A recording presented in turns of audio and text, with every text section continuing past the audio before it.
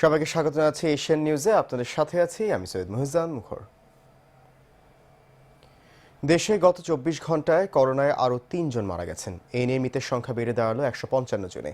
দুপুরের স্বাস্থ্য অধিদপ্তরের নিয়মিত ব্রিফিংয়ে এই তথ্য জানানো হয়। এছাড়া ৪,৩৩২ জনের নমুনা পরীক্ষা করে নতুন রোগী শনাক্ত হয়েছেন ৫৪৯ জন। এ নিয়ে মোট আক্রান্ত হলেন ৬,৪৬২ জন। তবে গত ২৪ ঘন্টায় সুস্থ হয়ে বাড়ি ফিরেছেন আরও ৮ জন। এই নিয়ে মোট সুস্থ হয়েছেন ১৩৯ জন।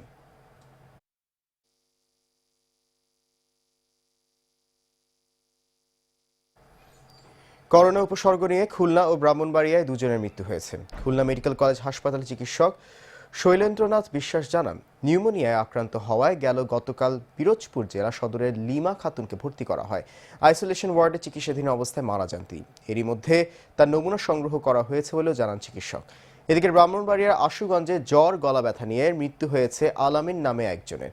নিহতের বাড়ি লকডাউন করে পরিবারের সদস্যদের হোম কোয়ারেন্টাইনে রাখার নির্দেশ দিয়েছে প্রশাসন।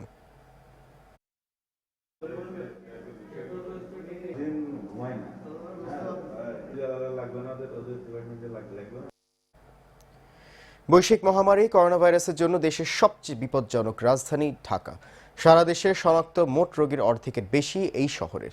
শুধু তাই নয়, এখন পর্যন্ত মারা যাওয়া রোগীর মধ্যে অর্ধেক এই শহরের বাসিন্দা ছিলেন। বিশেষজ্ঞরা বলছেন, মোটা দাগে 4 কারণে সর্বোচ্চ ঝুঁকিতে মেগা সিটি। আরও জানাচ্ছেন তামান্না তাহসিন।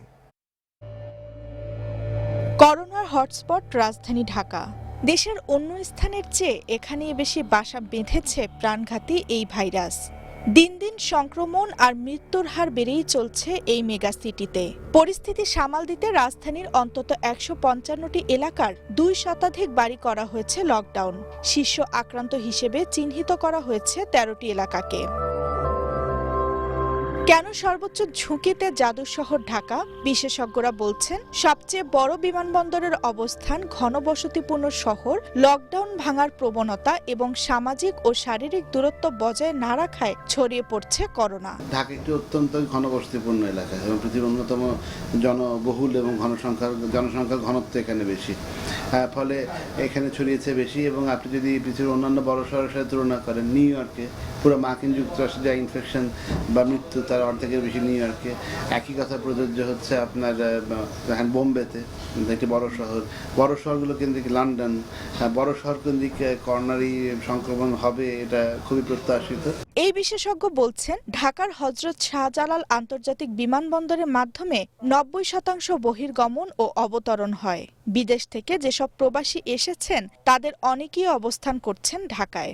আন্তর্জাতিক বিমানবন্দরগুলো আছে, তার মধ্যে মূল বিমানবন্দরটি ঢাকা এবং সিংহভাগ মানুষ দেশের ভিতরে, বাইরে এবং ভেতরে এই বিমানবন্দরটি ব্যবহার করে যাতায়াত করে থাকেন। পৃথিবীর আরও অনেক দেশের মতো বাংলাদেশেও কিন্তু প্রবাসীদের মাধ্যমে করোনা ভাইরাসের সংক্রমণ হয়েছিল। আমাদের যে প্রথম ৩ জন রোগী, তাদের একজন ইটালি প্রবাসী আর বাকি 2জন তার আত্মীয়। দেশের মোট রোগীর প্রায় ৮৫%ই এই বিভাগের বাসিন্দা। তাই স্বাস্থ্যবিধি মেনে না চললে অরক্ষিত ঢাকায় সামনের দিনগুলোতে পরিস্থিতি আরও খারাপ হওয়ার আশঙ্কা বিশেষজ্ঞদের। তামান্না তাহসিন, এশিয়ান টেলিভিশন, ঢাকা। এবারে এমজিএইচ গ্রুপ আন্তর্জাতিক সংবাদ।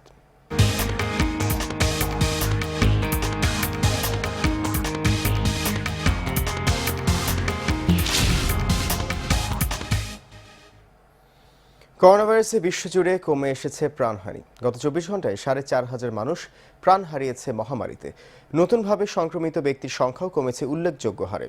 ২৪ ঘন্টায় ৬৯,০০০-এর মতো মানুষের শরীরে শনাক্ত হয়েছে কোভিড-১৯। করোনায় বিশ্বজুড়ে আক্রান্ত ৩০ লাখ ছাড়িয়েছে এবং প্রাণহানি ২,১০,০০০। অবশ্য সপ্তাহখানেকের মধ্যে যুক্তরাষ্ট্রের মৃতের হার অনেকাংশেই কমেছে। গেল ২৪ ঘন্টায় দেশটিতে মারা গেছেন ১,০৭১ জন। এ নিয়ে প্রাণহানি বেড়ে দাঁড়ালো ৫৫,৯৫২ জনে। নতুন আক্রান্ত ১৯,৫০০। সব মিলে যুক্তরাষ্ট্রে আক্রান্ত প্রায় ১০ লাখ। ইতালিতে ২৪ ঘন্টায় দেশটিতে মারা গেছেন ৩৩৩ জন। নতুন করে ৪৩৭ জনের মৃত্যুর মধ্য দিয়ে ফ্রান্সে প্রাণহানি ২৩,০০০ ছাড়ালো।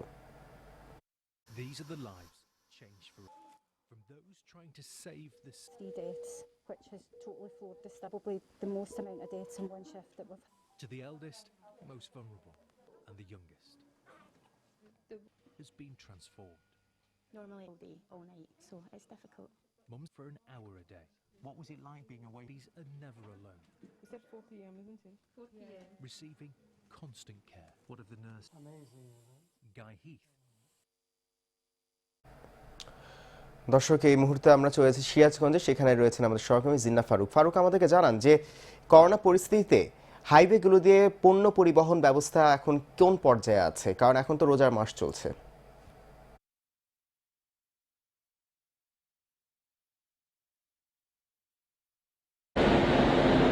মুখর, আপনি জানেন যে করোনা ভাইরাসের কারণে কিন্তু পণ্য পরিবহনের যে বিষয়টা, গণপরিবহন কিন্তু বন্ধ রয়েছে। তো জরুরি সেবা, জরুরি পণ্য যে সমস্ত পণ্যগুলো আছে সেগুলো কিন্তু আসলে সরবরাহ করা হচ্ছে।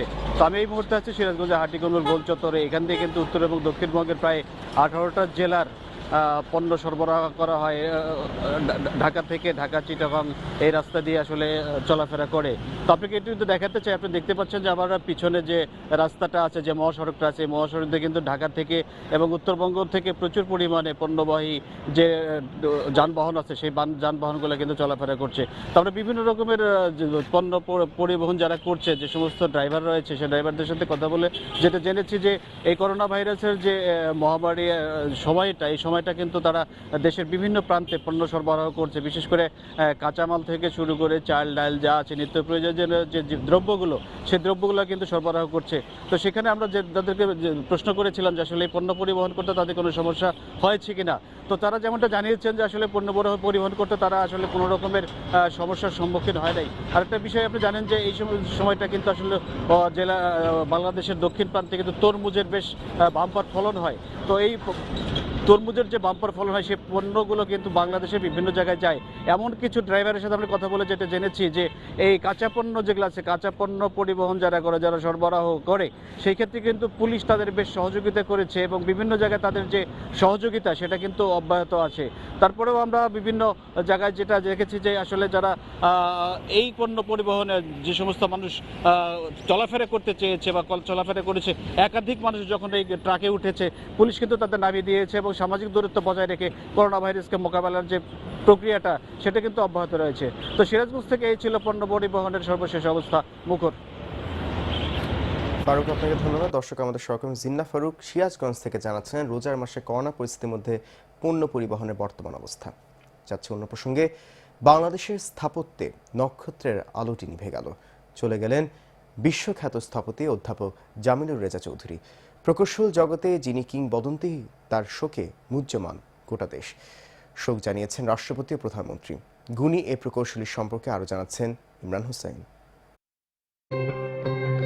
প্রকৌশলীতে জামিলুর রেজা চৌধুরী নিজেই একটি ইতিহাস। দেশের সবচেয়ে বড় মেগা প্রকল্প স্বপ্নের পদ্মা সেতুর আন্তর্জাতিক পরামর্শক প্যানেলের প্রধান হয়ে আরও একটি ইতিহাস হয়েছিলেন, কিন্তু সেই ইতিহাসের সমাপ্তি হল না। উদ্বোধনের আগেই না ফেরার দেশে চলে গেলেন তিনি। প্রথিতযশা এই প্রকৌশলী 1943 সালের 15ই নভেম্বর সিলেটে জন্মেছিলেন ঘর আলো করে। বাবা প্রকৌশলী আবিদ রেজা চৌধুরীর হাত ধরেই হেঁটেছেন তিনি, হয়েছেন দেশের সেরা স্থপতি। মা হায়াতুন্নেসা চৌধুরীর 3 ছেলে ও 2 মেয়ের মধ্যে তিনি ছিলেন তৃতীয়। সেন্ট গ্রেগরিজ হাই স্কুল থেকে ঢাকা কলেজ হয়ে বাংলাদেশ প্রকৌশল বিশ্ববিদ্যালয়ে লেখাপড়া করেন তিনি। এরপর 1963 সালে বুয়েটে নিজের বিভাগেই যোগ দেন শিক্ষক হিসেবে। একমাত্র বাংলাদেশি হিসেবে ব্রিটেনের ম্যানচেস্টার বিশ্ববিদ্যালয় থেকে সম্মানসূচক ডক্টরেট ডিগ্রি পেয়েছেন এই প্রকৌশলী। কর্মজীবনে দেশে বিদেশে বিভিন্ন বিশ্ববিদ্যালয়ে শিক্ষকতায় ছিলেন তিনি। ছিলেন উপাচার্যের দায়িত্বেও, ছিলেন প্রধানমন্ত্রীর আইসিটি টাস্কফোর্সের সদস্য। এছাড়া 1996 সালে তিনি তত্ত্বাবধায়ক সরকারের উপদেষ্টা হিসেবে দায়িত্ব পালন করেন। শুধু পদ্মা সেতু নয়, দেশের প্রথম মেগা প্রকল্প বঙ্গবন্ধু সেতু নির্মাণে 5 সদস্যের বিশেষজ্ঞ প্যানেলের চেয়ারম্যান ছিলেন তিনি। Dhaka elevated expressway, Karnaphuli tunnel সহ চলমান নানা উন্নয়ন প্রকল্পেও বিশেষজ্ঞ প্যানেলের নেতৃত্ব দিচ্ছিলেন গুণী এই মানুষটি। তার চলে যাওয়ার অপূরণযোগ্য ক্ষতি বাঙালি সামলাবে তার সৃষ্টি ও কর্মকে স্মরণ করে। স্থাপত্যে বেঁচে থাকুক 21 পদকপ্রাপ্ত প্রিয় জামিলুর রেজা চৌধুরী। Imran Hossain, Asian Television, Dhaka. এদিকে বার্ধক্যজনিত সমস্যা নিয়ে হাসপাতালে ভর্তি হয়েছেন জাতীয় অধ্যাপক ডক্টর আনিসুজ্জামান। রাজধানী ইউনিভার্সাল মেডিকেল কলেজ হাসপাতালে চিকিৎসাধীন আছেন ঢাকা বিশ্ববিদ্যালয়ের এই ইমেরিটস অধ্যাপক। তার ছেলে জানান, বেশ কিছুদিন ধরে তিনি বার্ধক্যজনিত নানা সমস্যায় ভুগছেন। এই মাসের শুরুতেও হাসপাতালে চিকিৎসা নিতে হয়েছিল তাকে। সোমবার রাতে আবারও অসুস্থ হলে আনিসুজ্জামানকে হাসপাতালে ভর্তি করা হয়। হৃদযন্ত্র, কিডনি, রক্তে ইনফেকশন সহ নানা সমস্যায় ভুগছেন তিনি। তবে তিনি আশঙ্কামুক্ত রয়েছেন। চিকিৎসকরা আশা করছেন অধ্যাপক আনিসুজ্জামান দ্রুতই সুস্থ হয়ে বাসায় ফিরবেন।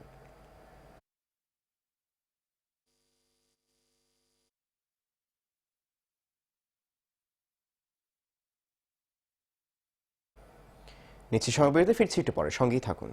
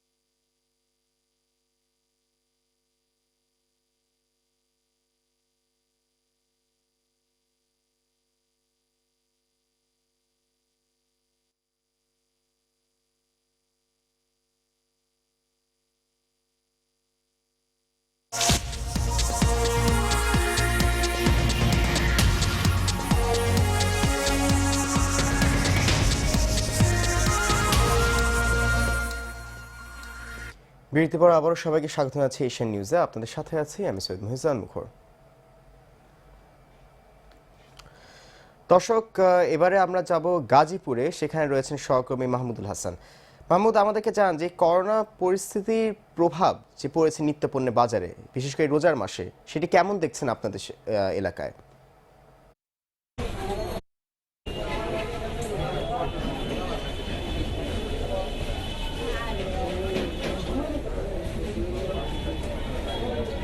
এটা ফালাইছে টান্ডা এটা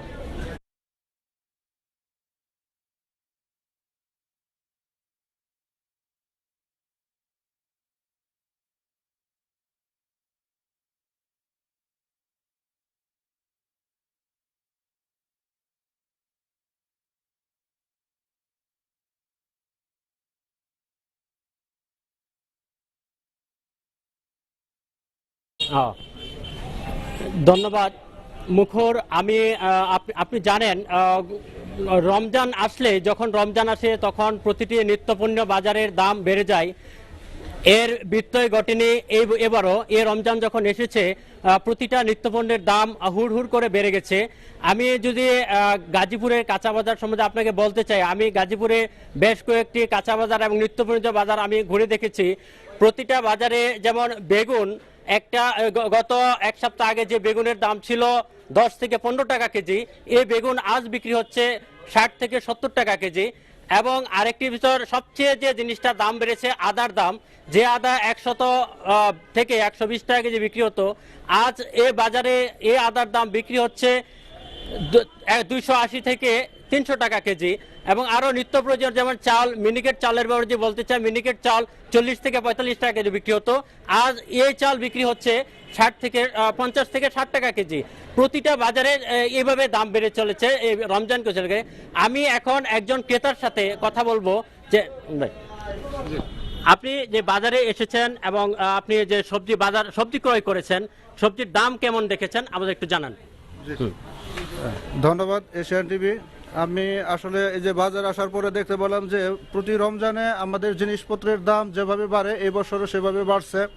যেমন একটা সবজি প্রয়োজনীয় বেগুনের দাম অন্যান্য সময় ছিল 10 থেকে 15 টাকা কেজি, আর এখন হয়েছে সেটা 60 টাকা কেজি। আর যে ডালের দামও এটা মোটামুটি অনেক বাড়ছে, 60 টাকার ডাল মোটামুটি 120 টাকা কেজি এখন।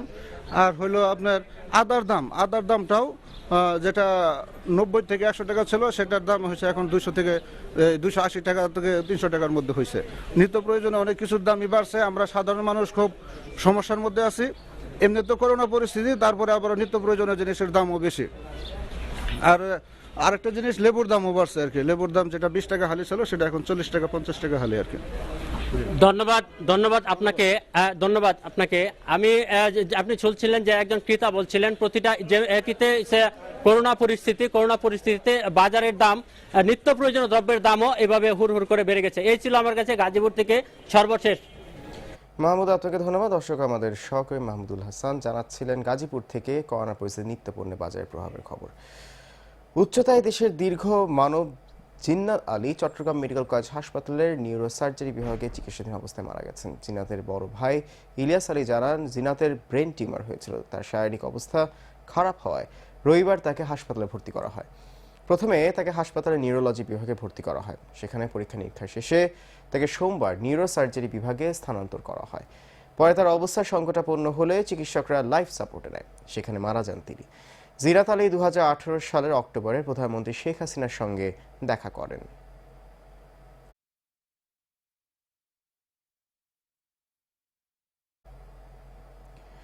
আজও গণপরিবহন না পেয়ে ট্রাক, পিকআপ ভ্যানে ও পায়ে হেঁটে পরিবার পরিজন নিয়ে গাজীপুরে কর্মস্থলে ফিরছেন পোশাক কারখানা শ্রমিকরা। ভোগান্তি আর করোনা ঝুঁকি মাথায় নিয়ে দীর্ঘ পথ পাড়ি দিয়ে চাকরি বাঁচাতে অধিক ভাড়া গুনে কর্মস্থলে আসার প্রতিযোগিতা তাদের। শ্রমিকদের দাবি, কর্মস্থলে নির্বিঘ্নে ফিরতে শীঘ্রই গণপরিবহন চালু করার। অন্যদিকে এসব পোশাক কারখানার শ্রমিকরা ফেরায় স্থানীয়দের মধ্যে করোনা ভাইরাস সংক্রমণের আতঙ্ক বিরাজ করছে।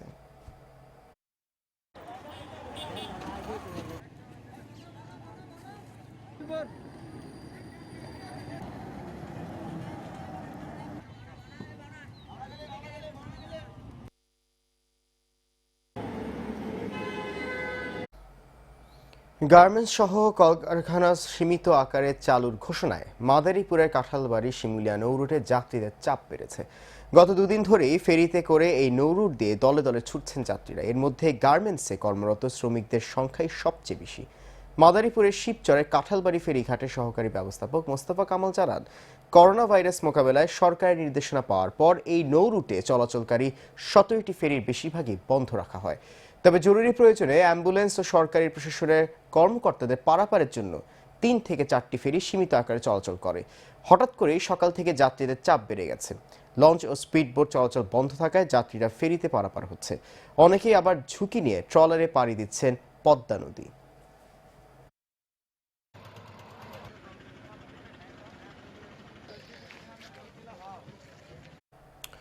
এ পর্যায়ে পটুয়াখালীর কলাপাড়া থেকে করোনা পরিস্থিতির সবশেষ খবর নিয়ে যোগ দিচ্ছেন সহকর্মী জসিম পারভেজ। জসিম, পটুয়াখালীতে করোনার কেমন প্রভাব পড়েছে এটা আমাদেরকে জানান।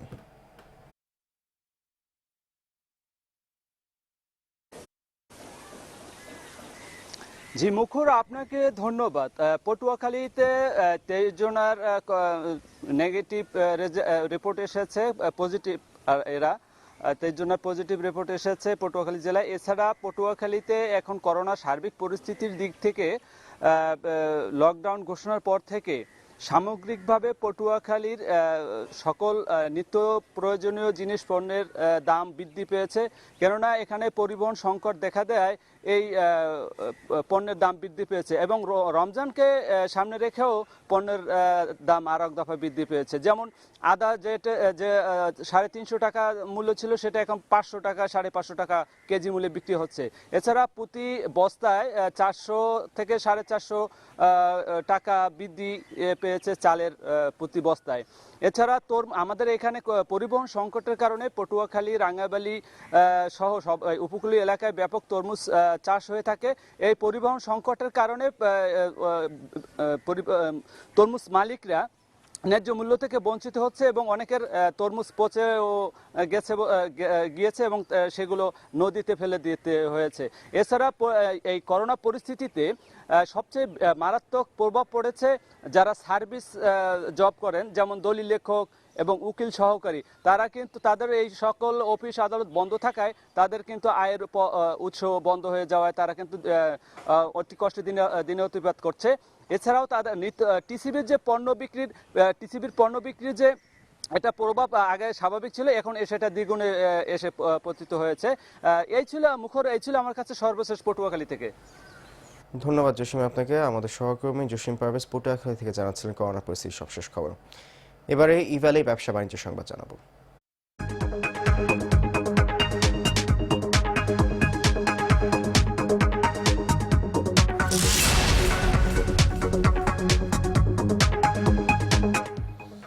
রাজধানীর প্রতিষ্ঠিত রেস্টুরেন্টগুলোতে আজ থেকে বিকেল 4টা পর্যন্ত ইফতার বিক্রি করা যাবে। এক্ষেত্রে বজায় রাখতে হবে সামাজিক দূরত্ব। তবে রেস্টুরেন্টে বসে কেউ ইফতার খেতে পারবেন না, এমনকি চকবাজার সহ কোথাওই ফুটপাতে ইফতার বিক্রি করা যাবে না। সোমবার ঢাকা মেট্রোপলিটন পুলিশের এক নির্দেশনায় এ কথা জানানো হয়। এতে বলা হয়, নগরবাসী প্রতিষ্ঠিত রেস্টুরেন্ট বা রেস্তোরাঁ থেকে ইফতারি কিনতে পারবেন, তবে রেস্টুরেন্ট কিংবা রেস্তোরাঁয় বসে ইফতার করতে পারবেন না।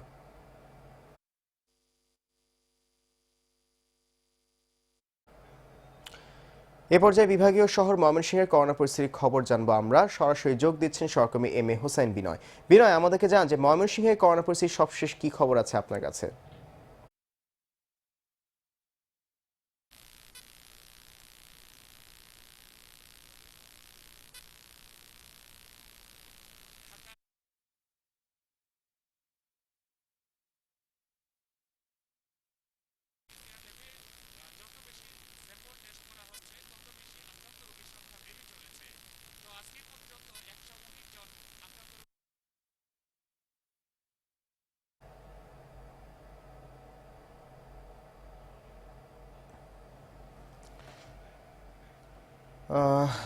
দুঃখিত দর্শক, কারিগরি ত্রুটির কারণে সংযোগটি বিচ্ছিন্ন হয়ে গেছে।